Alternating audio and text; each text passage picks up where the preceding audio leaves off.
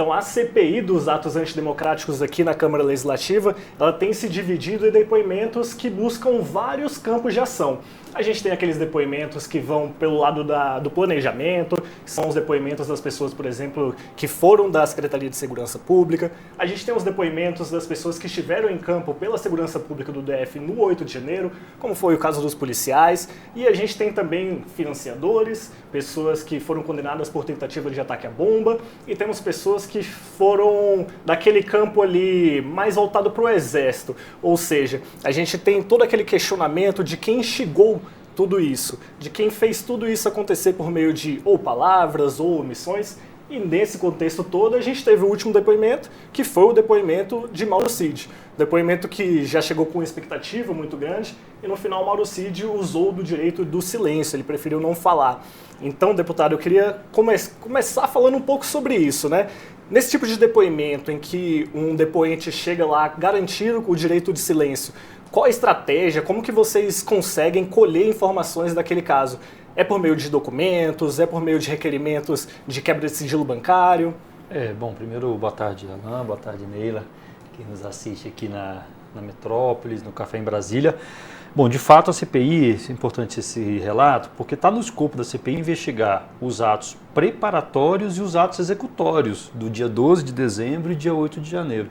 Então, ela é abrangente para isso, por isso que é importante também escutar setores das Forças Armadas, do Exército, nós estamos convocando agora também o hacker, porque nós estamos chegando numa conclusão de que o que aconteceu no dia 8 foi uma tentativa de golpe de Estado e ela teve um planejamento. Ela não começou no dia 8, não foi fruto do acaso, de uma série de coincidências, ela foi planejada, foi organizada e tem a ver com um processo de ataque ao sistema eleitoral brasileiro que começa no governo desse presidente da República.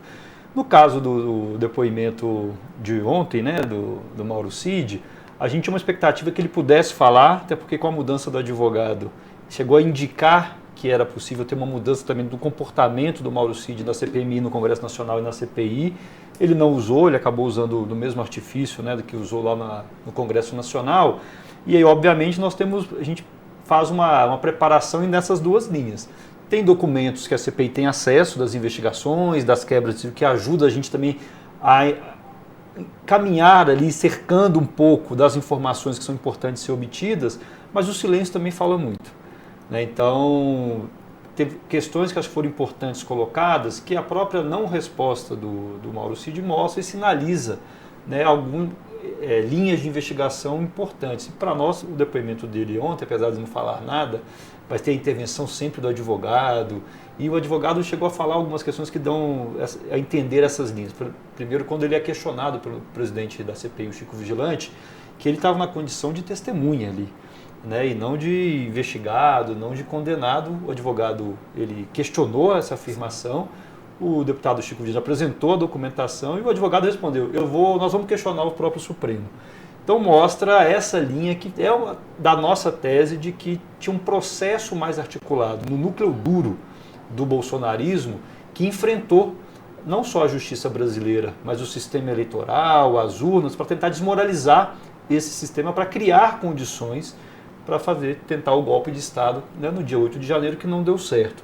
E o Mauro Cid é uma pessoa diferente do que ele disse, que o cargo de ajudante de ordem é um cargo estritamente técnico, é só uma secretaria indicado pelas Forças Armadas, não é verdade.